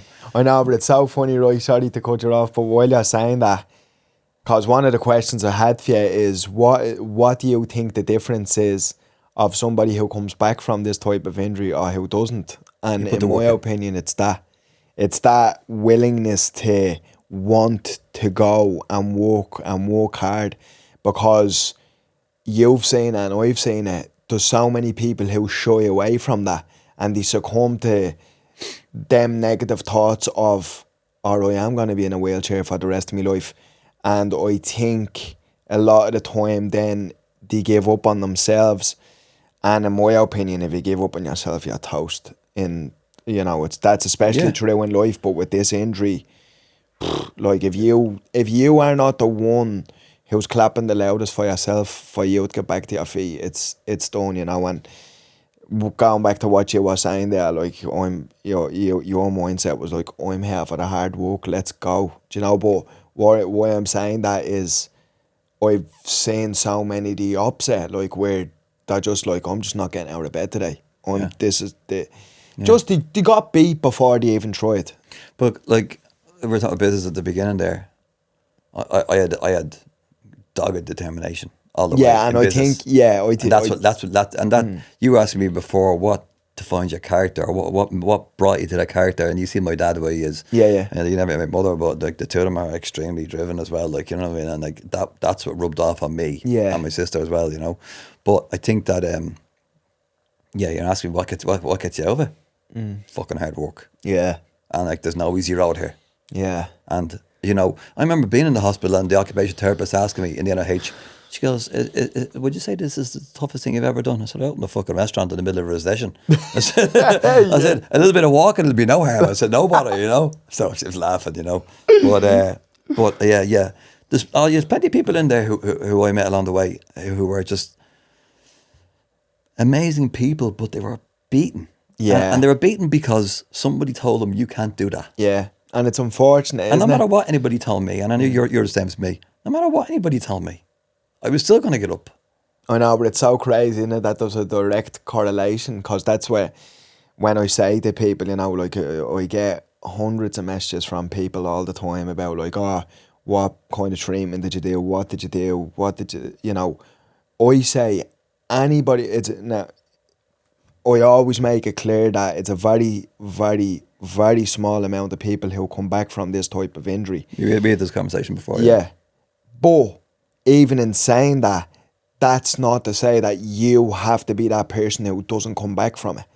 And what I believe is the difference is anybody who I've see beat this injury, they all had that dog where they're like, I'm not going to lose here. Yeah. I'm going to go. I have never seen one person, and by the way, there's very few people in my experience who have had bad spinal injuries who have come back from it. But the ones who I have seen, they all had that dog where they're like, I'm doing this and nobody's going to tell me any different. Do you know? And that's one thing that I think like it's important for people to hear, because that's not just for this injury, that's for life. Yeah, but I think that like you know, when you talk about certain people and them being defeated, I think there's a huge vulnerability in these people. You're coming from nurses looking after you and doctors, and you're lying in the bed. You're the vulnerable one. Do you know? And I think that there's a vulnerability there that some people are not able to get past. Yeah, and some people are able to get past. Yeah. And as vulnerable as I was, coming from a situation where I was always in control of everything. Yeah. Do you know kind of way? And you talk about like delegation and all that kind of stuff. Not that I was a control freak, but I liked everything done my way. Yeah. And this situation was out of my hands. Yeah. Really, like it's very tough that isn't it? Because I'm somebody like that as well. I'm kind of like, because I always say, if you want something right, do it yourself. Yeah. And it's not to say that your way is the right way, but it's the way that you want things done. And I'm but we're not physios and we're not doctors and all that kind of stuff. Yeah. But you know, it's amazing what you pick up as you go along. But I think a lot depends on the consultant you get and his attitude or her attitude towards you. And I think that when you get a physio as well, like, you know, when I got a physio at the start, you know, it's like a relationship really when you get a physio. I found like that in the hospital. You have to have a good relationship with them. No, I'm going to be honest. I'm going to just say it out straight. My physio was, not the one for me. Yeah, I had that at the start as well. She didn't give me much. Even one thing that kind of annoyed me a little bit was, I'll never forget this. There's a guy still currently making a documentary on me, and he was there one day, one of my last sessions in the hospital. It's up in the north? Yeah. And he turned around to her and says, so how do you think Ryan's done this whole way through? And I'll never forget, she just turned around and looked at him and go, oh yeah, he's done all right. And I kind of thought, like, what do you mean I've done all right? You know, not that I was blowing my own trumpet, but I was literally came to there paralysed from the neck down, couldn't move anything, just flickering stuff. And by the time I was leaving that hospital, I was able to kind of take, I wouldn't say I was walking, but I was taking steps on a walker. And without trying to sound that's a miracle in itself. Yeah, but like, you know, she was just very dismissive of what I was at. And say, to be quite honest, I'm going to be quite honest about it, I got myself back to that point. Yeah, I went to that session for 1 hour a day, but I was working probably 10 hours between leaving the hospital. I remember you were saying you would be sitting outside your bed, you'd be going for a little wander and all, to get back in the bed and all that kind of stuff. Do you know, because I was asking them, could I do double sessions, because I knew people on my ward wasn't taking their session. So I was like, I'll have Joe's session. And they're like, oh no, that's not the way it works. And I was like, well, Joe's played and lying in bed, he's not getting up to let me have Joe's session. And I'll do 2 hours of physio instead of one. Yeah. But what I'm saying is, I just found I had that moment in the Mater. I was down the Mater one day doing the physio, and like that, it was like a half an hour. And I had nothing at this stage. I was, and even my upper body wasn't strong enough at that point. Well, strong, but it wasn't strong enough that I could move around as briskly as I was maybe 2 or 3 months after that. But I remember I was down there one day, my mother came down for a session as well. She was sitting there watching, you know, and we were doing the session, and then this fella was walking on parallel bars. And I said to the physio, I said to her, she says, great to get to that. And she said to me, it's a very different injury than yours. As if to say, you're fucked. Yeah. Look, I'll never forget that. And I know they try and manage expectations, but again, for me, it's the delivery of a lot of how they, you know, that's one thing that I didn't like. In the NIH, right, when I got there, At the start, you're the new kid. There was a lunch hall. You get out and have your lunch together, you know. And I remember it takes you a while to get used to everybody and all that kind of stuff, you know. And somebody new would come in, they sit down and be happened to you. And you'd always say, what happened to you? Or what was your injury you want to talk about? And I'd say, yeah. Well, and I remember one fella come in one day and he goes, oh, I have an injury and the doctor said I'm not going to walk in. I said, don't worry about that. They tell everybody that. You know what I mean? You know what I mean? But it was like, they told me that as well. And look, I understand that you can't go around telling people they're going to be back you'd be walking 3 or 4 months. That's not reality. But my thing is, it's how they tell you. It's the bluntness. There's no optimism. There's no empathy, you know? Yeah, well, it's not. I understand it because you need to bear in mind how many times they have to deliver that message to people. Do you know what I mean? So, of course, after delivery of saying this to people, the empty is gonna be taken away. But it's just the lack of hope that they give you. Yeah, it's kind of like they don't give you a glimmer of hope. It's just like, I know you're not gonna do that. Yeah, you know, is there a chance? A little bit, but you're not gonna do it. Do you know what I'm saying? Yeah, I know what you're and saying, that and why I used to get so upset with them in the hospital was because I was strong and resilient in my mind and nobody could tell me what I wasn't going to do. There was nobody you could have sent Jesus in and I would have been like, okay, but I'm going to go up and walk. It's just time needs to go by until I make this happen. But there was so many people who already doubted themselves and then that was getting added in on top. If you were anyway weak of mind, that's what I'm saying, or vulnerable, then you were going to listen to the doctor and not do it. Of course. Well, and see, to a degree, why wouldn't you? They're the one wearing the white coat. They're the experts. They're the experts. I mean, if I'm driving home and something happens to my engine, I'm going to a mechanic. Yeah. They're the experts. Yeah. But I just think it's the delivery. Yeah, it's the lack of empathy. Yeah. Bit, you know. But it's like you said, they're doing this every day of the week, and you know, after the first 3 or 4, I'm sure it kind of wears off. You know what I mean? I get it. It's just like going back. It's just the delivery. But but like that, like I said, with the physio thing, like, you know, physio, you have to have a good relationship with your physio. You have to think this fella has a little bit of belief in me, and I got John Lynch in the NIH, and I could see he had a bit of faith in me. Right, brilliant, because I definitely... We followed United and I didn't hold against them, but... Yeah. But we had good banter with that, and I could see it in him. Do you know what? In business, we were talking about business later on, my talent was never being a great chef or a great manager or a great bartender. My talent was people. I could see who was going to be good and who was going to be bad, and who I could trust and who I couldn't trust, and who was going to who I could work and who I couldn't work with. Judge your character, like. Judge your character, exactly. That was my biggest thing, you know. And when I met him, I said to myself, "This is the guy for me." Yeah. And I worked a lot with him, and he helped me a lot. He helped me a lot along the way. Oh, brilliant! I had him till the end, and he got me, like, you know. I remember we were doing stuff we shouldn't have been doing. Brilliant. Do you know what I mean? He was the one who was kind of pushing the boundaries. That's good. Which I wanted, but the other one was just like, oh yeah, put your feet up on that block there. I'll be back in 10 minutes and finish me coffee. And then, that's not good to me. Like all your woman done with me, to be honest, she just had me humping the air for the whole time.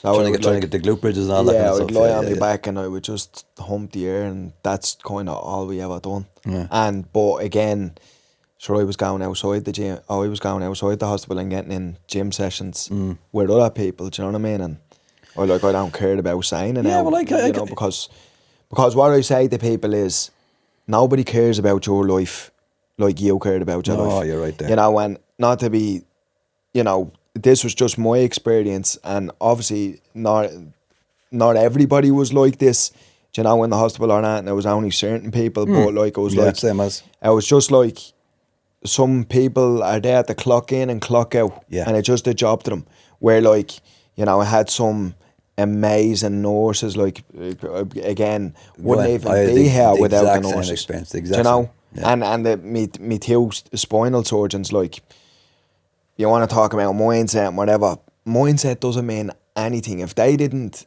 fix me and save my life, I wouldn't be sitting here now. Yeah. Do you know, so like I'm saying, I had like so many amazing people along the way as well, you know. Exactly. I mean, the NIH is an unbelievable spot. It really is, you know. But you have to get the right fit for the right person, you know. And it's like like I said, I keep it going back. It's like a relationship. Yeah. Like not every woman's going to suit you. Not every guy's going to suit you.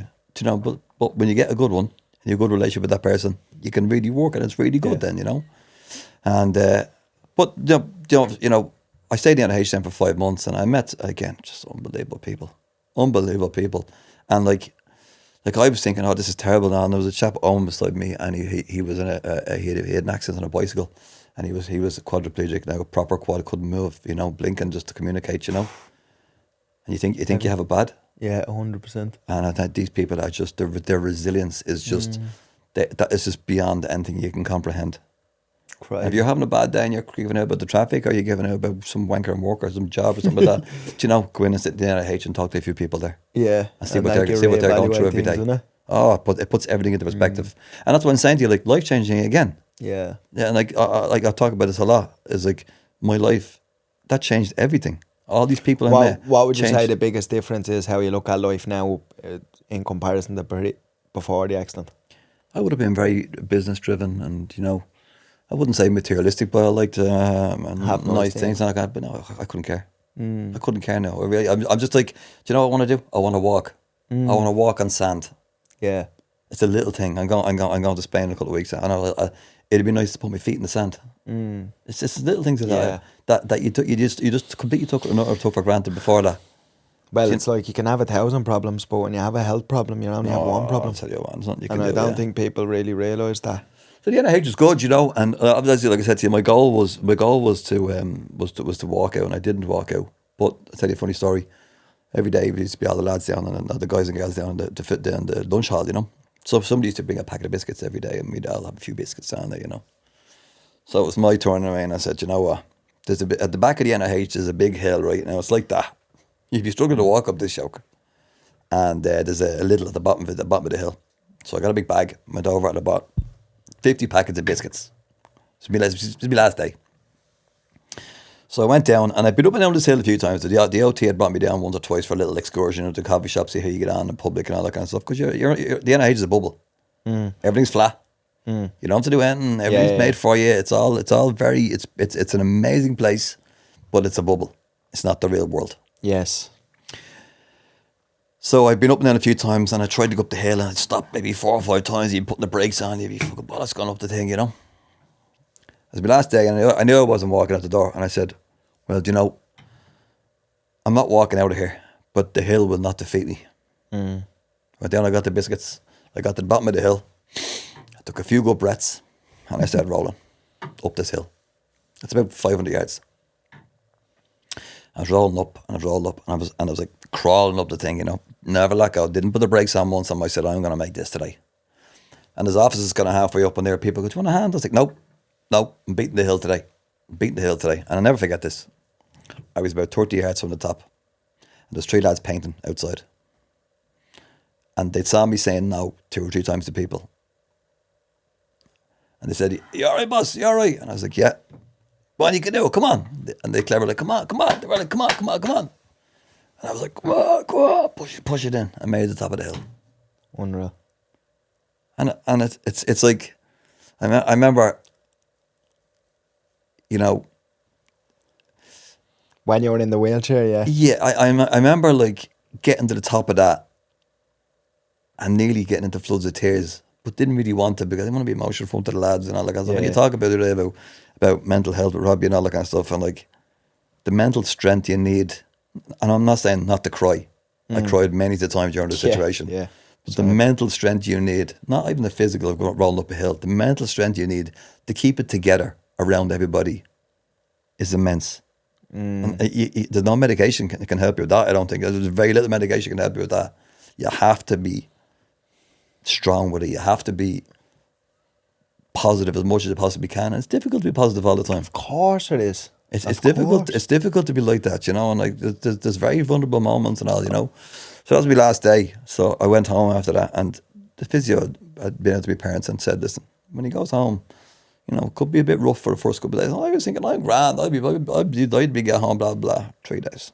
First got home the first weekend. I don't know if you had this, but when I came home that first weekend, it was just, I was in bed. I didn't want anybody to come near me. I was crying all the time. I just remember, I'll never forget getting home, and I just burst into tears. The second I sat in my sitting room on the couch, I just burst into tears, and I don't know if it was because like I was scared because I was at the spending 6 months in the hospital, and I had, you know, because it's a very daunting thing to, when you wake up in the night and you need something, you only have to press a button, and you know that the person that's coming in to help you is trained to do that. Yeah. Where like I went back to an empty house by myself, like, you know what I mean? And yeah, it's very daunting feeling. Were you in your own house, or did you have somebody there with you? Before the accident, I had somebody there with me, and then When you came home?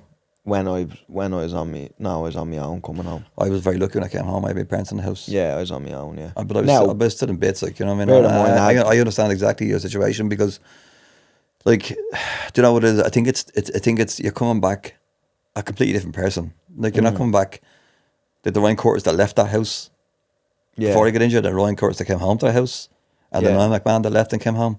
Yeah, it was like, this is a different life altogether, you know. And it took me a couple of days to get myself together, and then my bell and bladder was under control at this point, you know.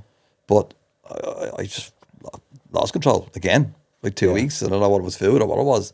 But it took me a couple of weeks to get myself sorted again, because the bowel and bladder, I was very lucky. It came back after it came back after a few months, but I didn't have any issues with it when I left the NRH. I came home, was all over the place again, you know. And it took me a while to settle into it now and get routine going. But, you know, as much as the NRH was brilliant, and it is an amazing place, and there are amazing people working there, and they are performing miracles every day in there. 100%, yeah. I got stronger when I went home. Well, I suppose because you had to be independent, no? Oh, I did, but when I was leaving there, what I did was I said, right, I'm going to fail to prepare to fail.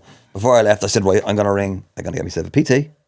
I want somebody close enough to the house that I could wheel down to him or her. And I said, I want a physio, and I was doing the robot out in DCU thing, you know.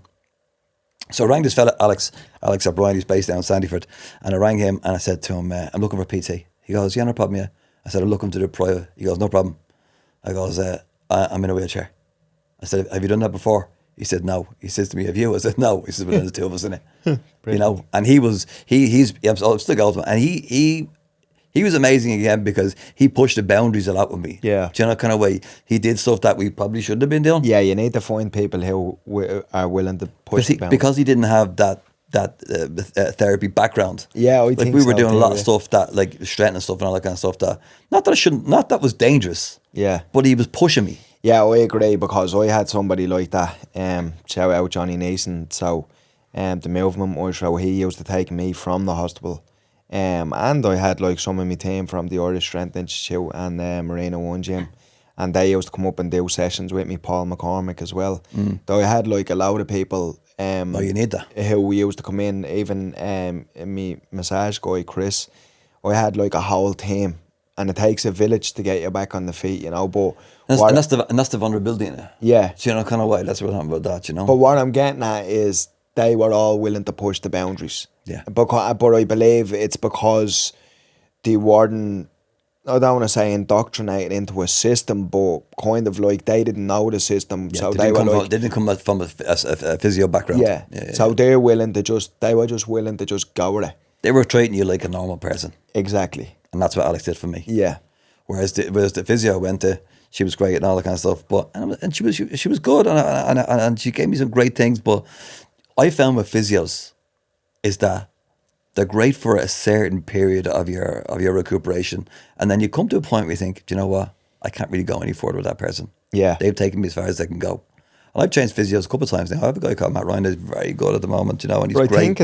And it's like I was like, he's great for me now because I'm able to walk. Yeah, do you know the kind of way? Different he might have been terrible for me when I was just stuck in the wheelchair all the time. Yeah, but I think it's because like I'm gonna be honest, not a lot of people beat it. So the physios and the likes of the hospitals and stuff, they're only used to getting people to a certain point. Yeah. Like I genuinely feel that if they were able to get me to get into a wheelchair, to jump onto the jacks, have a shy, get back into the wheelchair, go from the wheelchair to the bed and get myself out of the wheelchair and into the bed, That was their job. That done. was they were done. They And that is tick the box. And do you know what it is, Ryan? The NIH is the National Rehabilitation Hospital, but rehab is a very broad term. Rehab for a lot of people could be, like you say, the ability to go into a kitchen roll and make a cup of tea. Yeah. Or make yourself a scrambled eggs, or make yourself a few buns. But I remember going into the OT one day in the NIH, and the poor girl, I mean, she was doing her job, and she was actually really good, really nice girl. And I said, with the greatest respect, this is a waste of my fucking time, I said. Yeah. I'm not here to learn. I'm a chef, so I can make an omelette. I said, in a restaurant in town, I said, I have to do all this. Yeah. I said, this is a waste of my time. Don't put me on the roster to do this. Yeah. Put me on the roster to be down there, learn how to stand up. Yeah. And as well, like, I just want to put it out there, I'm not bashing anybody or whatever. This is just purely my experience. Do you know, I'm speaking from my experience, nothing else, you know. I'm not here bashing any, you know, physio or whatever. It's just like, this is just how I felt, do you know. But do you know, we both went through a very, very similar situation, but it's not like that. But it's just it's a frustration. Yeah, of coming from background like me and you. Like, I was battling with business and trying to get it up and going, and you were battling with fighting and trying to get up and going. We're very, very similar lives all the way along, battles and all the way, and we got injured at the same time. Obviously, different age groups. I'm a lot younger than you, but but we've gone through a same kind of cycle, and it's not often these people are going to meet people, I think, like yourself. Yeah, they're not going to meet people like you very often, or with that dogged determination. They're generally dealing with the poor guy or girl who's accepted what's happened to them, and they're not willing to push it any further. That's what I think they deal with a lot. Yeah, you know? I know, but they don't need to project that onto you, though. And there's a valuable lesson in that, to take people as they are, not treat everybody like that. Just this one. Well, I think they're ticking the boxes and going through the system, as you say. I know, but in my opinion, you shouldn't be in a job like that if that's what you're. There's easier ways to get paid, because it's by no means an easy job. Do you know what I'm saying? No, And I think there's easier ways to be getting paid for them if that's the attitude that they have, that they're just going to clock in at 8 and leave at 4, and or, you know, because but like, see that saying or something there. I remember being in the matter at Christmas time, and people didn't get sick. Doctors were off for 2 weeks. People didn't get sick at Christmas. I couldn't believe that. Yeah. Do you know what I mean? It was like, ship everybody out, get rid of them all, and you know, you're all right, you come back then, you know. But but before we wrap up, I wanted to ask you, if someone only hears one thing from your story, what do you actually want them to take away from it? Never give up. I started a podcast a TikTok page last year, last November, because I thought I was dealing with like a post-traumatic stress, the whole thing. And I kind of said to myself, I can go to a therapist and spend 200 quid crying at them, or else I can start telling my story, because I hadn't put anything up on social media. Or else I can start telling my story, and hopefully somebody gets something about it. So I brought it up, and I started talking about, right, this is what happened to me. Because when I was in hospital, I was looking for people who had a spinal cavernoma. Do you think I could find somebody? No, no chance. Yeah. But my whole thing about it was that, do you know what? No matter what anybody tells you, just never, ever give up. Keep going. No matter what a doctor tells you, it's in their opinion. Yes. And just to keep pushing forward, keep the determination going. Hard work perseveres. Yeah, I agree with everything there, because going back to what we were saying earlier on, if you give up on yourself, it doesn't matter. There's nobody that can come into that room and fix come and rescue anything for you. It's, if you give up on yourself, it's already done. Do you know? And that's why sometimes I'm quite blunt, or I come across sometimes quite ruthless with that message, but I just really need to ingrain it into people, like there's nobody coming to fix your life for you. Do you know what I mean? It's and because the thing about it is, you know, if you give up on yourself, there's all hope is lost. You know, I'm why I want to ingrain it into people so much is because if you don't give up on yourself, then, you know, anything's possible, I believe. You know, but too many people, what I'm saying is, too many people give up on themselves before they even get to that point of trying. Do you know? That's been my experience. You know? Well, I think, like I said to you, both our paths have gone along similar kind of, and we both recovered well. Yeah. From what was an absolute dire situation. Yeah. And so have you. you know. And I think we're living proof that if you put the work in, you put the graft in, and there's some chance for you there, just don't give up. 100%, yeah. I completely agree, because it's just like that. If you give up, you know, and it's not to say that everything in your life is going to work out through hard work and whatever, but there's no chance if you don't believe in yourself. That's, you know. But thanks very much, Noel. That was a great talking to you. Thanks that was a very much, great chat, and to thanks be for here. coming in. See you soon. Thanks very much for tuning in, everybody. See you again next week.